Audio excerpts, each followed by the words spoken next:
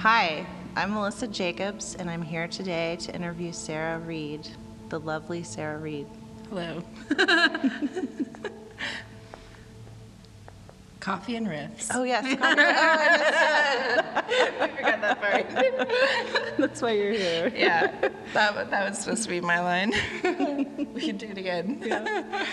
To start off, I just want to know about how you started playing music, or if you have like a story or a history about that. Yeah, so I started playing the violin when I started younger, like 6 or 7, but I don't know how I saw it. I saw someone playing violin in the mall with my family or something, and it was just like, I want to do that. And I started, and I took lessons for like a month, never practiced, and my mom was like, nope, not going to pay for this anymore. It made me quit, and then like a year or 2 later, I picked it back up again and was like, okay, I'll stick with it and actually practice this time. And How old were you at that time? Because my daughter has done similar things. Yeah. And it's like now that she's more teenage, it seems like, okay, she's going to practice this. But. Yeah, exactly. I was probably 8 or 9 when I picked it up for real the second time. But it definitely was a thing where I had to be the one to, like, if I was going to play violin, I had to make sure I was ready for lessons and do all that work. But yeah, so that's basically it. Okay. Yeah. Okay.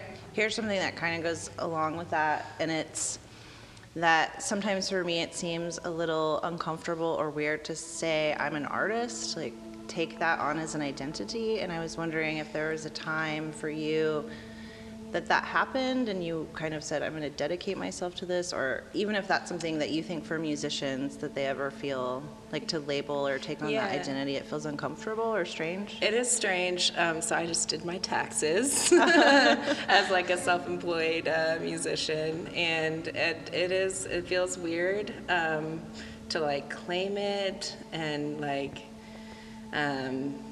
also like I'm always judging myself like how successful I am at it, like do I make enough money, or but I think until I started playing my own shows and stuff, I really didn't think of the music stuff as being an artist. It was like a hobby for the longest time. So yeah. In what I do, when I'm making something, the exchange and the sharing of the work is always at the forefront of my mind. It's something I'm thinking about constantly, and I know that audience is something that visual artists and musicians probably think about and consider when they're in the process of doing something. And I was wondering if that's something that you think about, or that's important to you, or affects your process at all when you're making music. And also, do you like performing? It's a lot of questions at once. Okay. Wait, what was the first one more time? Just, do you think about the audience or the people listening as you're making something? Yeah, a little bit. I try not to, because it can be distracting. But I definitely have tried to not think about the audience in a setting where the audience made me think about them, like a smoky bar where I was trying to just be in my hole, and then there's some drunk guy who's like, hey, play that violin or whatever. Sure. And then I'm like, okay, I gotta do what they want to hear. And sometimes that kind of performing I don't enjoy, where you do have to be super aware of the audience, and you kind of are there to give them what they want. And there's certain styles that don't go over well in certain venues and stuff. But other kinds of performances, like listening spaces, I do enjoy that. If it's, like people who are just sitting, open to hear anything, I love that. Yeah. Yeah.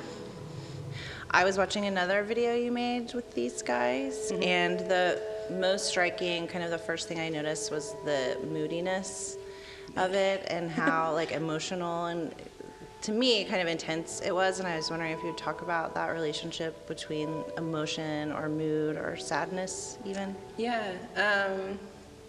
Well, I feel like violin is an emotional instrument. I'm an emotional person.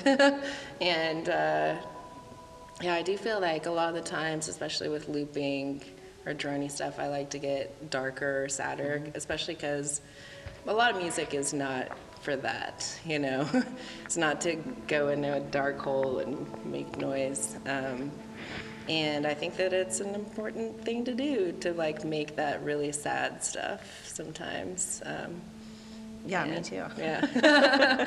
Yeah. Do you feel like it's easier or more challenging to make happy music or sad music?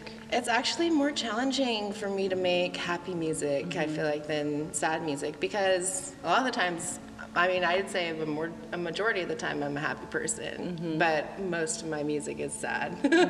And don't know exactly why, you know, and I enjoy music that's happy. I love jazz. My brother plays like upbeat jazz music, and I've always wanted to do it, but the like being upbeat, I'm just like,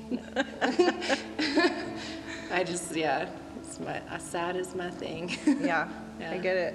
So after researching you for this and watching some of your Instagram videos and also this other video, I guess I was wondering if there's any label that you would put on your music, and not necessarily like what genre are you, but maybe what history or legacy that you kind of identify with and feel connected to. I don't know. I feel like there's a lot that I should give credit to. I played in orchestra. Classical music is a big background for me, and then I first started looping when I got out of high school, and I listened to a lot of Andrew Bird and other drone loop people, some tape loops. I love analog, like tape. And yeah, for this stuff, I guess that would be that, and yeah, mariachi music. Played strings in a mariachi band, which is where I want to see that. Yeah, you can find it somewhere. It's on the internet. There's kind of a second part of that question that is, do you think, and I don't know this for sure, but are you from Oklahoma? Yeah. Okay. Well, I was born in Texas, but I grew up here. This region, does that, like kind of your locational history, does that influence what music you're making? Or do you feel, I don't know, a part of something because of where we live in the country? Yeah. I feel like for sure, you know, being a part of Norman, and knowing these guys, the old blood, like that got me deeper into pedals and gear. Maybe if I grew up in New Orleans or something, I would play more jazz. But I feel like being here, I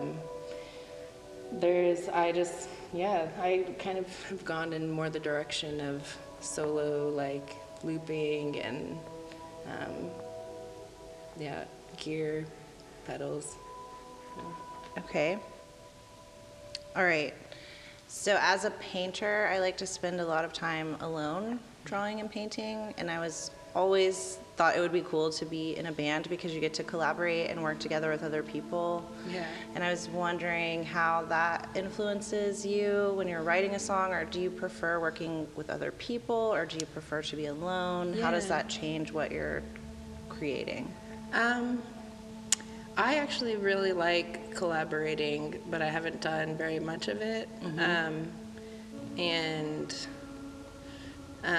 I do feel like it does change what you put out there. Like, I kind of feel like in collaborating, there's always people take on their roles, and there's that one person who's bulldozing through, and it's like, this is this idea. And then the other people, like sometimes, and it's just as important, but sometimes there's that role of the person who's just like asking questions or being like, well, what if it is like this? Or and I feel like that's more my role when I do collaborate. I don't take the reins, but I like to just like put little suggestions in. Yeah, and I enjoy it. I think that it makes me like better if I can think about what somebody else is doing and how to tweak it. Then it makes me, when I am by myself doing my own thing, I'm more critical of my own process and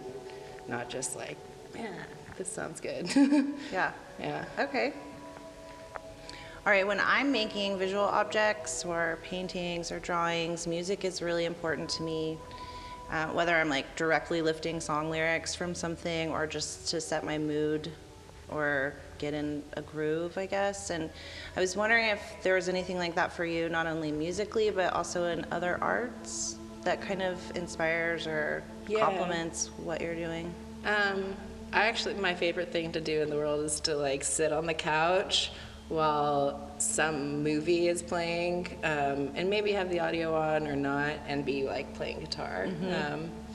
And I do feel like I need something else going on, and then just like noodling. Because when you can like kind of not be, because too much focus, sometimes you're like too critical, but if you have that thing, that entertainment or like a buffer for art, for like a music going on, it's like your brain is happy, and then when your brain is in that happy place, it's like, oh, what about this idea or something?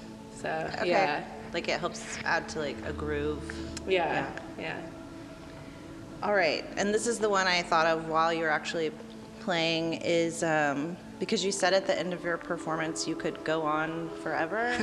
And I was wondering, especially with what you're playing here, are you writing songs? Is it a song, or how do you know when something's finished? Or you know what I'm saying? Like, are you a songwriter, or are you just making noise? What does that mean to you? I'm mostly just making noise here. I do write songs, and I didn't bring any songs today that I was like, I'm gonna do this song. So, and especially because I knew I wanted to try out some of these pedals. It was mostly improv, just noise. And then sometimes you're like, has this been going on for 20 minutes? I can't tell when I should stop. And yeah, but usually if I get bored, I stop. That's a good time to stop. Yeah. Okay. Yeah.